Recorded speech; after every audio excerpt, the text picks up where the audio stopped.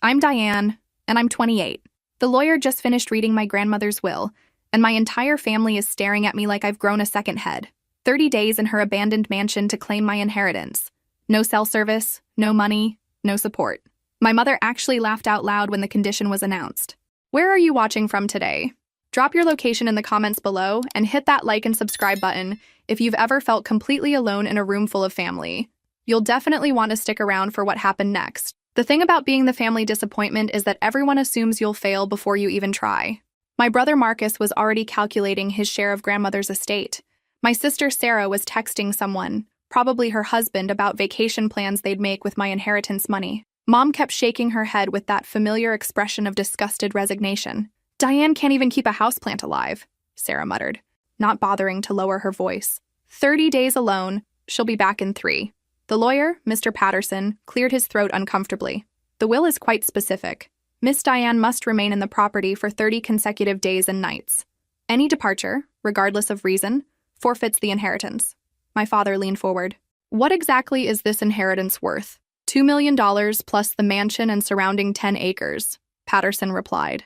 The room went dead silent. $2 million. That was more money than I'd ever imagined my grandmother had. She'd lived so simply, driving that old Buick and clipping coupons religiously.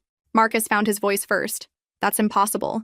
Grandmother never had that kind of money. Your grandmother was quite wealthy, Patterson explained patiently. She invested wisely and lived frugally. The estate has been professionally managed for decades. My mother's face had turned an interesting shade of purple. This is ridiculous. Diane doesn't deserve that money. She barely visited. Actually, I visited every Sunday for the past 3 years, bringing groceries and helping with household repairs. But why let facts ruin a good narrative? My family had this charming habit of selective memory when it came to my contributions. The mansion has been vacant for 6 months since Mrs. Peterson's passing, Patterson continued. Basic utilities are functional, but the property has been neglected. Neglected how? I asked, speaking for the first time since the reading began. Patterson hesitated. The house requires significant maintenance. There have been some unusual occurrences reported by neighbors. Nothing confirmed, of course. Great. A probably haunted mansion with no cell service and a family hoping I'd fail.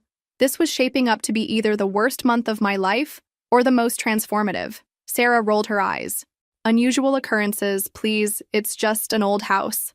My family spent the next hour trying to convince me not to attempt the challenge. For people who supposedly cared about my well-being, they seemed awfully invested in my failure. Mom suggested I sign away my inheritance rights immediately. Dad offered to have the will contested. Marcus even mentioned that 30 days was a long time for someone with your limitations. By the time we left Patterson's office, I was more determined than ever to prove them wrong. The mansion stood like something from a Gothic novel, all weathered stone and towering windows that reflected nothing but darkness. I pulled my Honda into the circular driveway, gravel crunching under the tires as my headlights swept across overgrown gardens and a fountain that clearly hadn't run in years. October in New England meant early darkness and that bone-deep chill that seeps through even the warmest jacket. I'd packed enough supplies for a week, figuring I could assess the situation and plan accordingly. The nearest town was 12 miles away, and my family had made it abundantly clear they wouldn't be checking on me.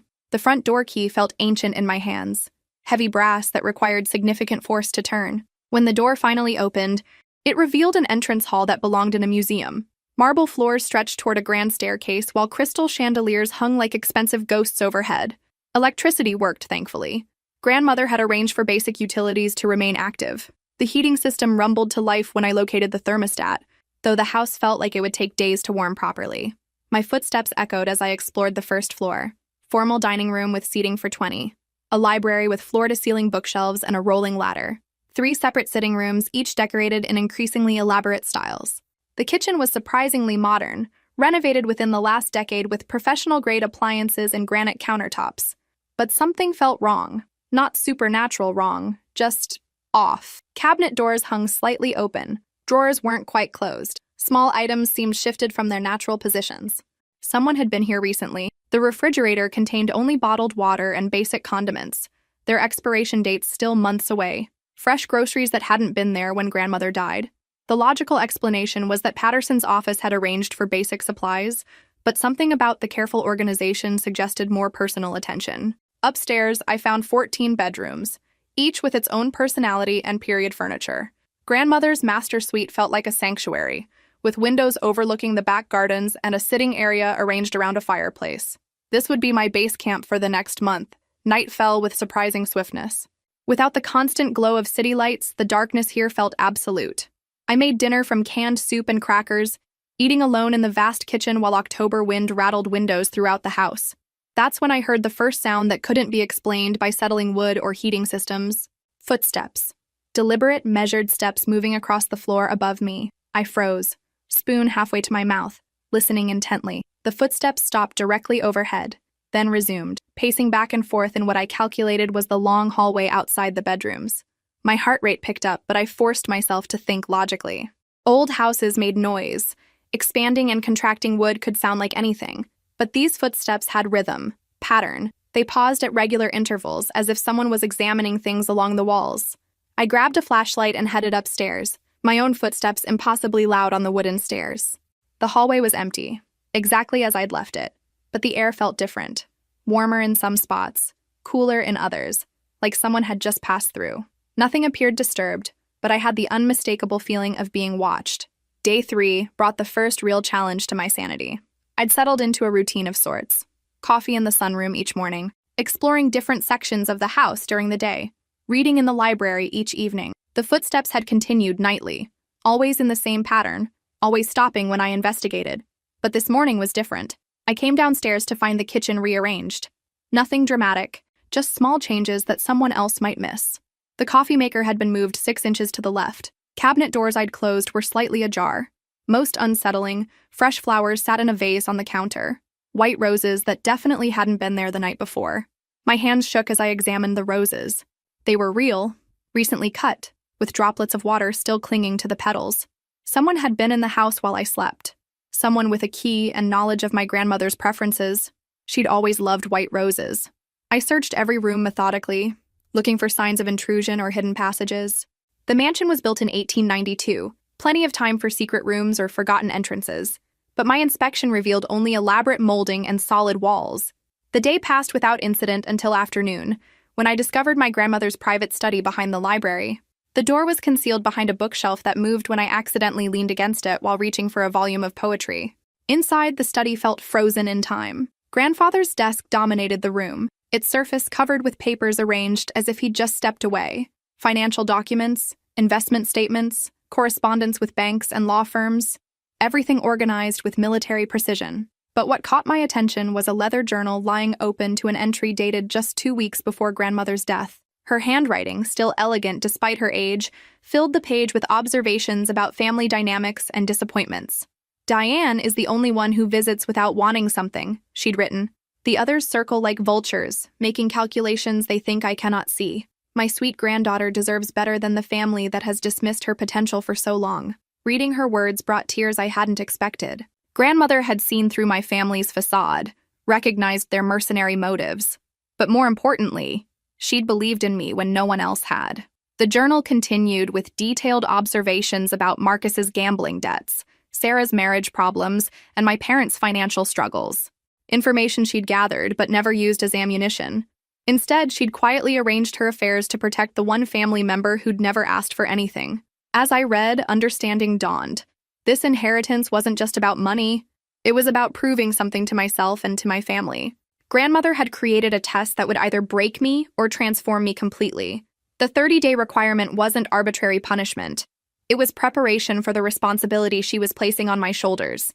Have you ever realized someone believed in you more than you believed in yourself? That recognition can be both liberating and terrifying. The mysterious roses appeared again on day 7, this time accompanied by a plate of homemade cookies that were still warm. Someone was definitely taking care of me, but their identity remained frustratingly elusive. The cookies were delicious, chocolate chip with sea salt, made from a recipe I remembered from my childhood. I'd started leaving notes, hoping to communicate with my mysterious caretaker. "Thank you for the flowers and cookies. I'd like to meet you." But my notes disappeared without response, replaced only by more small kindnesses. Fresh bread on the kitchen counter, a fire already crackling in the library fireplace when I came downstairs, books moved to prominent positions, all titles about courage and self-reliance. The isolation was getting to me, but not in the way my family had predicted. Instead of feeling trapped or desperate to leave, I was experiencing something unexpected: peace. For the first time in years, no one was criticizing my choices or comparing me unfavorably to my siblings. No one needed anything from me or demanded I justify my existence. I'd brought art supplies, thinking I might have time to paint during quiet moments. Now I found myself creating more than I had in years. Watercolors of the mansion's gardens, charcoal sketches of the library's intricate ceiling, self-portraits that showed changes I was only beginning to recognize. My face looked different in these drawings. Stronger, more defined. The perpetual tension around my eyes had relaxed, and my shoulders no longer carried the permanent hunch of someone expecting criticism. On day 10, while exploring the mansion's third floor, I discovered something that changed everything. Hidden behind a wardrobe in what had once been servants' quarters, I found a narrow staircase leading to an observation room in the house's highest tower. The space was clearly designed for privacy, with windows offering commanding views of the entire property. And sitting in the room's single chair was an elderly woman I didn't recognize. She looked up calmly as I entered, as if she'd been expecting me. "Hello, dear. I'm Agnes. I've been taking care of this place since your grandmother passed." My heart nearly stopped. "You're real." I thought I was losing my mind. Agnes smiled gently. "Very real. I was Eleanor's housekeeper for 40 years. When she knew her time was coming, she asked me to watch over you during your month here. She was worried about your family's reaction to the will. You've been leaving the roses. And the cookies. Eleanor loved white roses. And you always enjoyed my chocolate chip cookies when you visited as a child." Agnes stood slowly, her movements careful but steady. She wanted you to feel supported, not abandoned. The relief was overwhelming. "Why didn't you introduce yourself earlier?" Eleanor's instructions were specific. I was to observe first, help from the shadows, and only reveal myself if you seemed to be struggling. But you're doing better than anyone expected, including yourself. Agnes led me downstairs to a cozy apartment I hadn't known existed, built into the mansion's east wing. Her living space was warm and welcoming, filled with photographs spanning decades of service to my grandmother's family. "Eleanor was very proud of you," Agnes said, preparing tea with practiced efficiency. "She knew your family underestimated your strength. This month isn't really about the money, you know. I'm starting to understand that. It's about proving to yourself that you can stand alone, that their opinion of you doesn't define your worth." As we talked, Agnes shared stories about my grandmother's younger years, her struggles with her own difficult family, and the gradual development of her independence and confidence. The parallels to my own situation were striking and clearly intentional. "Your grandmother left detailed instructions for your month here," Agnes revealed. "She wanted you to discover certain things at the right time, including this." She handed me an envelope with my name written in grandmother's distinctive handwriting. The envelope contained keys and a map of the property, along with a letter that made me understand the full scope of grandmother's plan. "My darling Diane," it began, "if you're reading this, you've met Agnes and proven you can survive 2 weeks of isolation. But survival isn't transformation. What I'm about to show you will test everything you think you know about our family and your place in it." The map marked several locations on the 10-acre property. X's indicated spots where grandmother had buried what she called truth boxes, waterproof containers holding evidence of my family's behavior over the years, financial documents showing their repeated requests for money, recorded phone conversations revealing their true opinions of me, evidence of their manipulation and emotional exploitation. "I gathered this information not for revenge," the letter continued, "but for protection.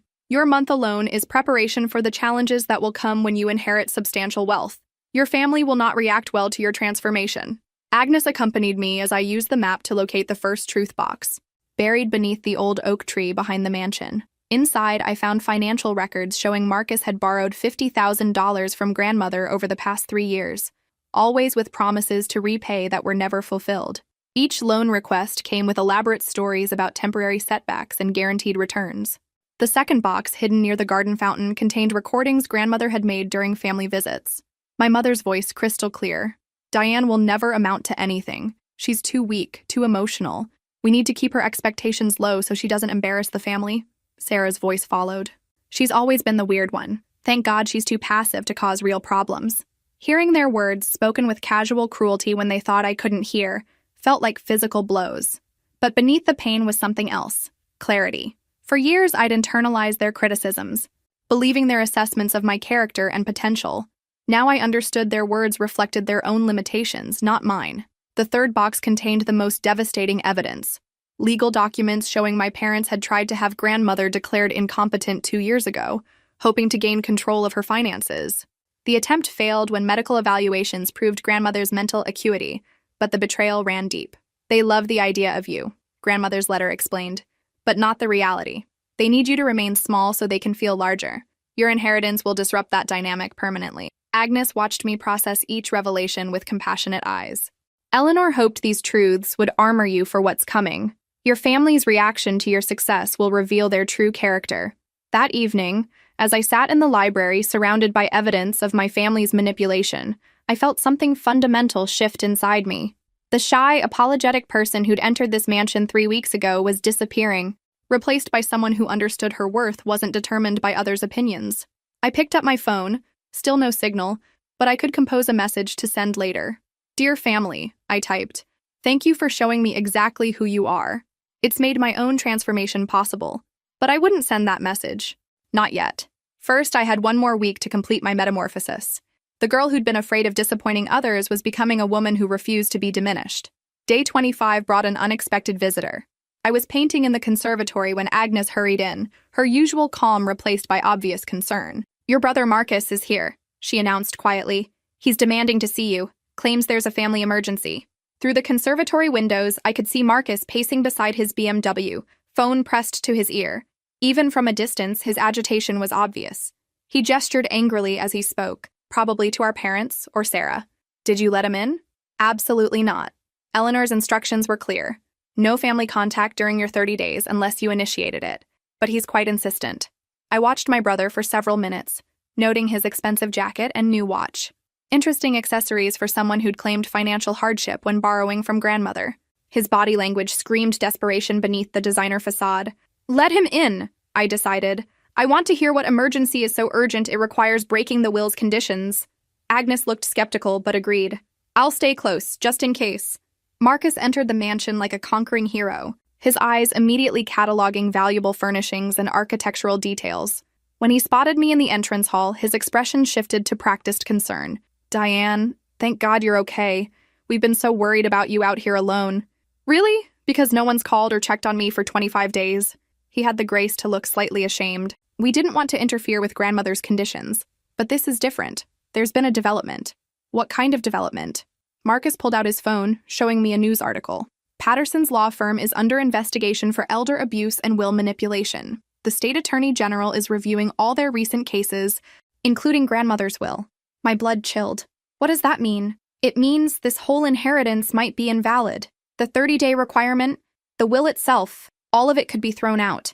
He moved closer, his voice taking on a persuasive tone. "Look, I know we haven't always been the closest family, but we need to stick together now. If the will gets invalidated, everything goes through probate. Could take years. So you're here out of concern for my welfare?" "Of course. And to suggest we hire our own attorney to protect everyone's interests." As a family, I studied my brother's face, noting the telltale signs I'd learned to recognize over the years. The slight twitch near his left eye when he lied, the way his hands moved restlessly when he was manipulating, the carefully modulated tone he used when he needed something. "How did you find out about this investigation? Does it matter?" "The point is we need to act fast." But it did matter. If Patterson's firm was truly under investigation, it would be public record. If Marcus was lying, it meant my family was escalating their attempts to undermine my inheritance. "Show me the official documentation," I said calmly. "What?" "If there's a state investigation, there would be official notices, court filings, something more substantial than a news article. Show me the paperwork." Marcus's confident expression faltered. "I don't have it with me.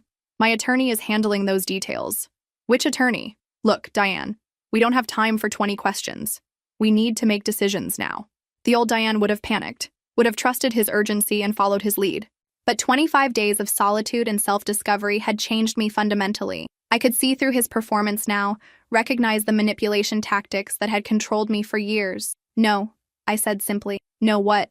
"No, I won't panic. No, I won't abandon the will's requirements. And no, I won't trust your sudden concern for my welfare." I stepped closer to him, drawing on newfound confidence.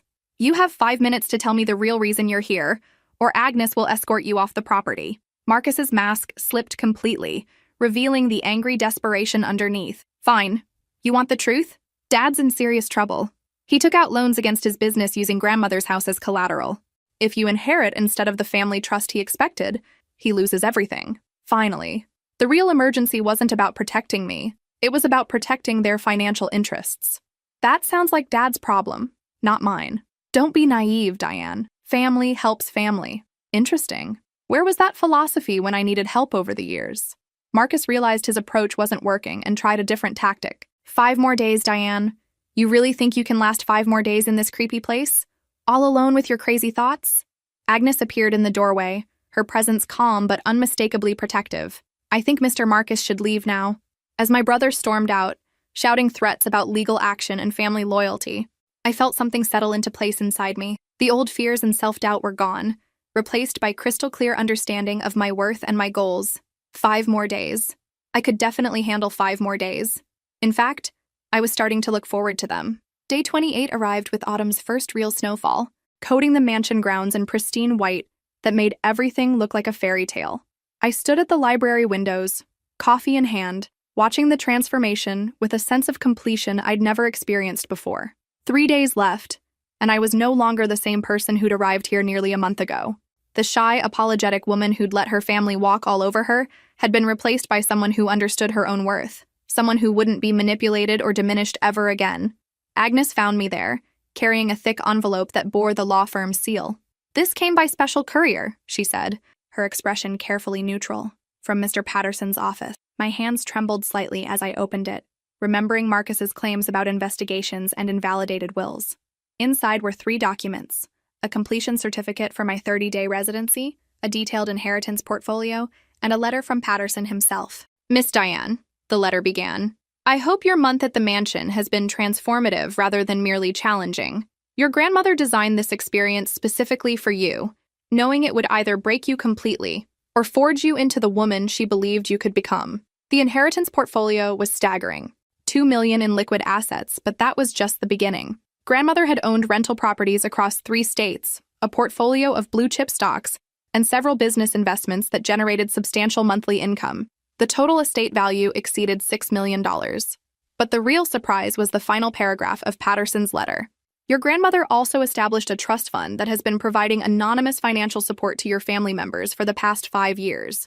Monthly payments to your parents, your siblings, even covering Marcus's gambling debts and Sarah's credit card bills. They have no idea this assistance came from Eleanor, believing instead that their financial struggles resolved through their own efforts." Agnes watched my face as I processed this information. "She never told them?"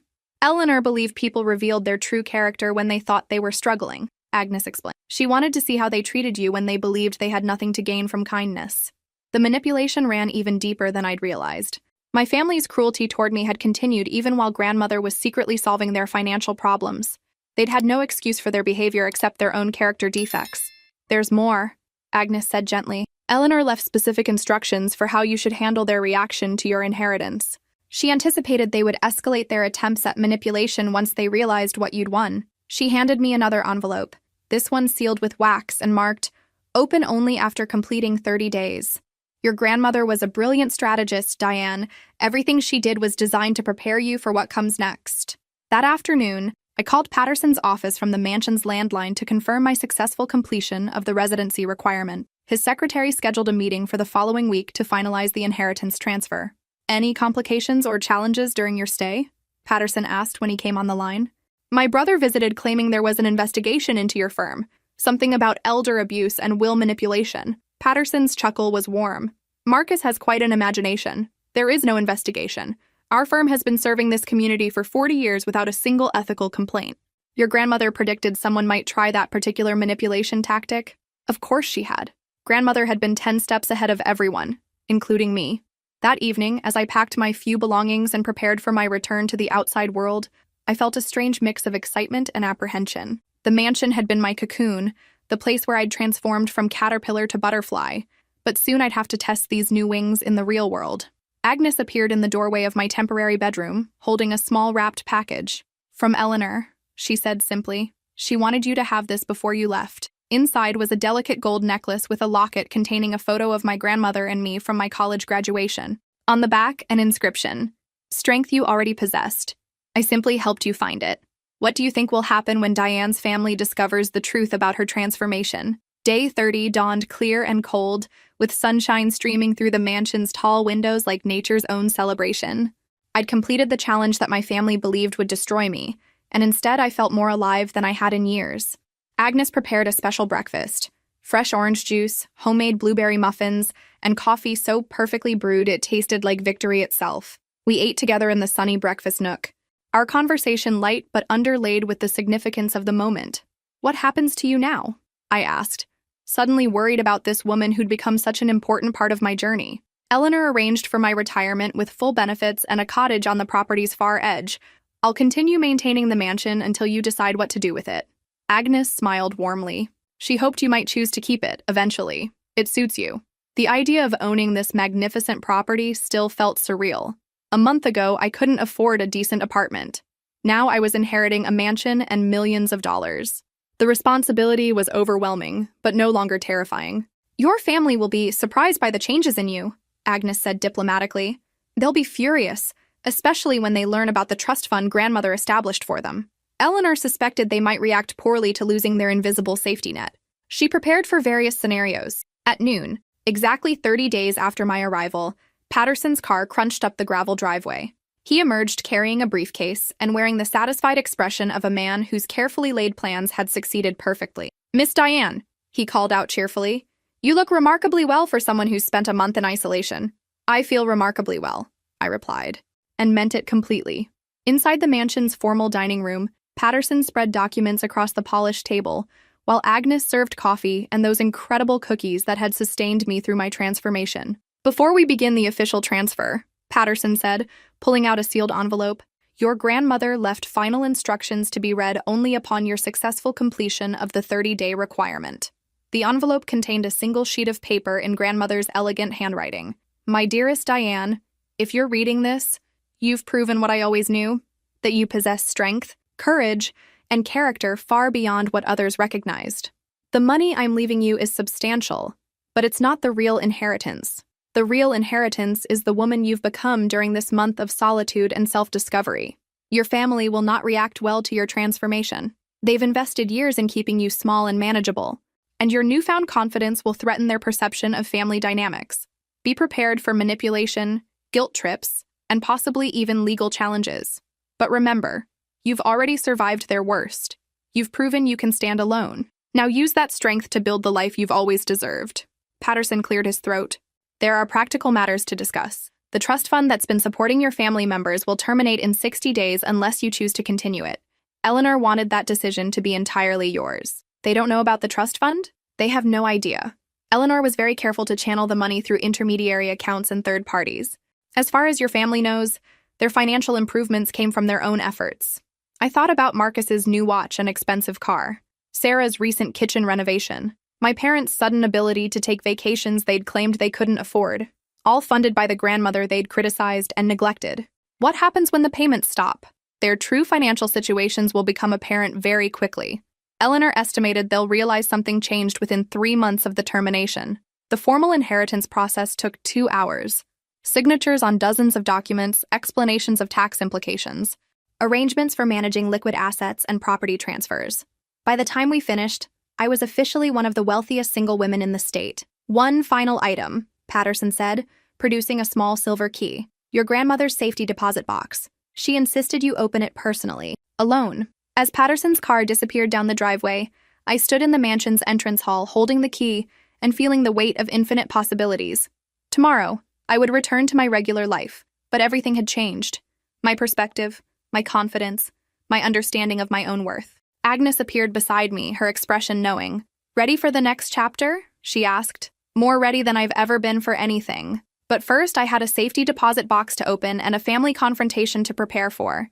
Grandmother's final lessons were waiting. The First National Bank safety deposit box vault felt like a mausoleum, all marble and hushed reverence. The bank manager, Mrs. Foster, led me through the security procedures with the solemnity reserved for significant financial matters. "Your grandmother visited this box monthly for the past 10 years, she mentioned as we walked toward the vault. "Always came alone, always stayed exactly 30 minutes. Grandmother's box was larger than I'd expected, requiring 2 keys to open. Inside, I found documents that reframed everything I thought I knew about my family's history. The first folder contained my grandfather's real will, not the document my family had referenced over the years, but his actual final testament. In it, he'd left the bulk of his estate directly to grandmother, with specific instructions that it should ultimately benefit the grandchild who demonstrates genuine character and kindness.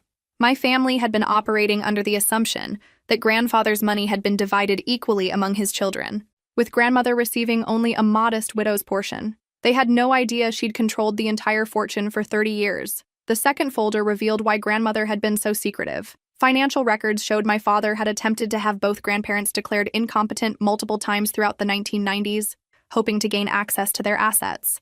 Each attempt had failed, but the pattern of greed and manipulation stretched back decades.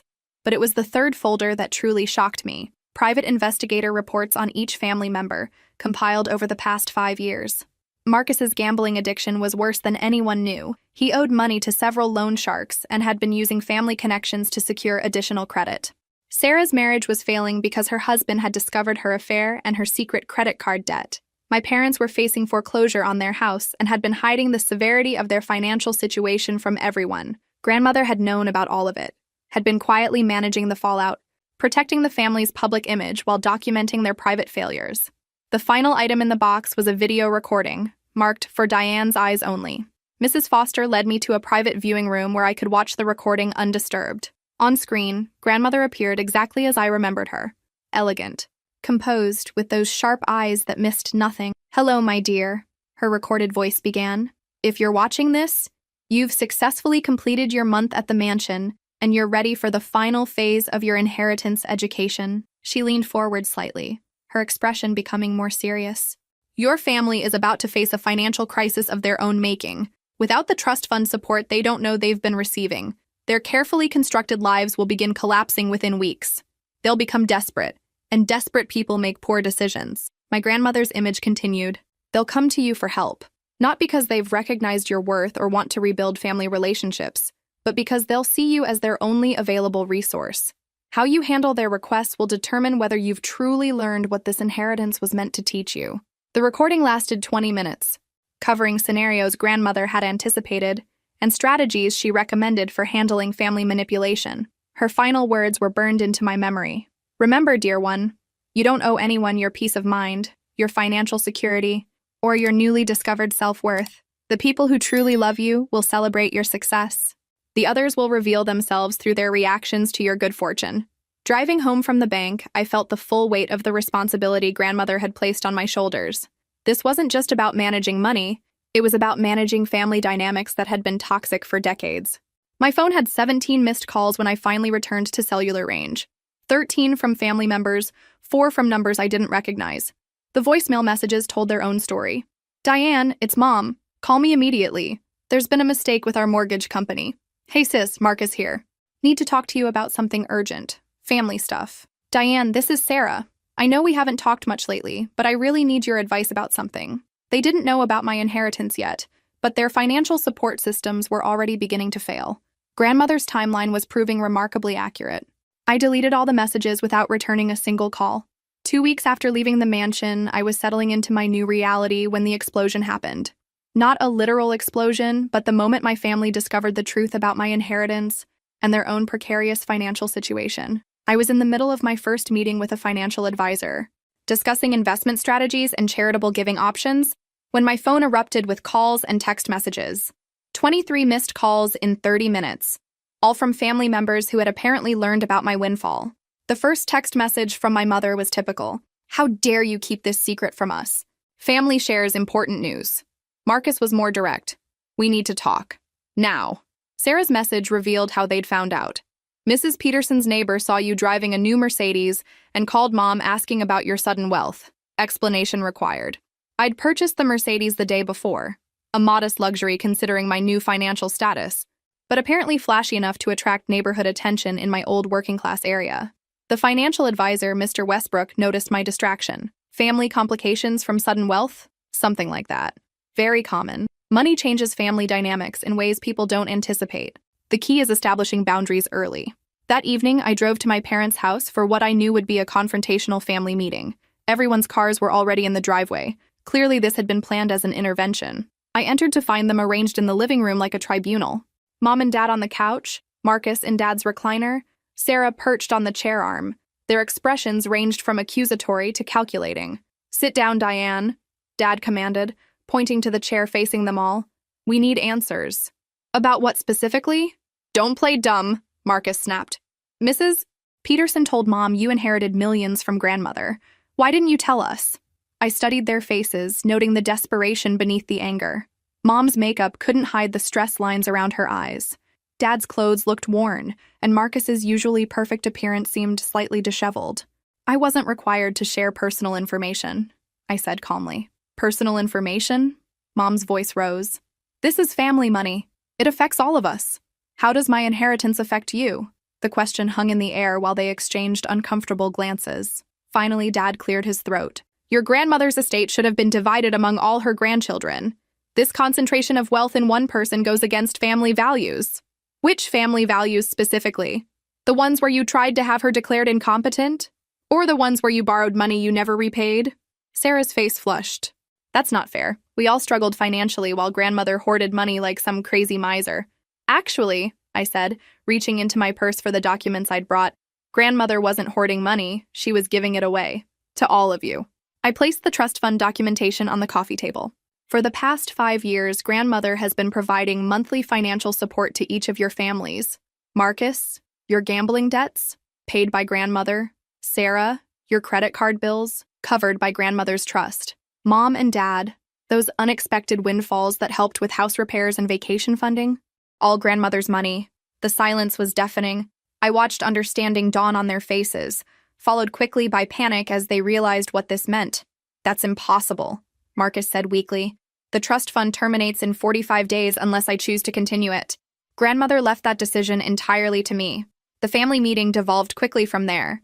Accusations flew about my manipulative grandmother and my own selfishness. Demands were made for immediate financial assistance. Threats about contesting the will were thrown around like weapons. Through it all, I remained calm. The month at the mansion had prepared me for exactly this reaction. "You're all welcome to contest the will," I said finally, standing to leave. "But you should know that grandmother documented every attempt you made to access her money over the years. Patterson has recordings, financial records, even private investigator reports on your activities." I headed toward the door, then turned back. "I'll be making my decision about the trust fund based on how this family chooses to treat me going forward. So far, the evidence isn't encouraging your continued support."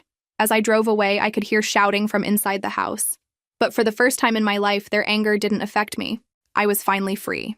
The legal papers arrived 3 days later, delivered by a stern-faced process server who found me at my new apartment. My family was contesting the will, claiming grandmother had been manipulated and that I had exercised undue influence over her final decisions. I called Patterson immediately. "We expected this," he said calmly. "Eleanor prepared extensively for legal challenges. How quickly can you get to my office?" An hour later, I sat in Patterson's conference room while he spread evidence across the mahogany table like a general planning a decisive battle. "Your grandmother began documenting your family's behavior 5 years ago," he explained, pointing to neat stacks of papers. "Financial records, recorded conversations, video evidence, private investigator reports. She built an airtight case against anyone who might challenge her final wishes." The evidence was devastating. Recordings of family members discussing grandmother's mental state and their plans to access her money. Bank records showing Marcus had forged checks from grandmother's account. Documentation of my parents' attempts to sell grandmother's belongings without permission. "But the strongest evidence," Patterson continued, pulling out a thick folder, "is this psychological evaluation Eleanor completed 6 months before her death. She wanted to ensure no one could claim mental incompetence.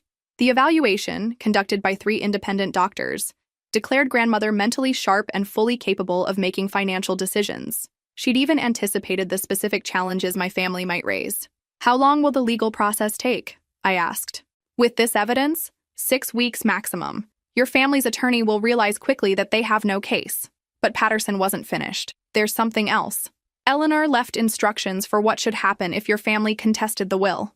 He handed me a sealed envelope marked, "Nuclear option, use only if necessary." Inside were documents that made my hands shake. Evidence that my family had been stealing from grandmother for years. Forged checks, unauthorized credit card use, items taken from her house and sold without permission. The total theft exceeded $50,000. Eleanor never pursued criminal charges because she hoped family relationships could be salvaged. But if they force a legal battle, she wanted you to have the option of filing criminal complaints. The nuclear option, indeed.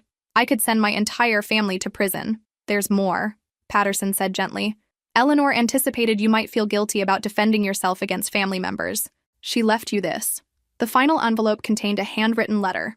Dearest Diane, if you're reading this, your family has chosen legal warfare over family harmony. Don't let guilt or misplaced loyalty weaken your resolve. These people have shown you exactly who they are. Believe them. You've already tried kindness, patience, and forgiveness.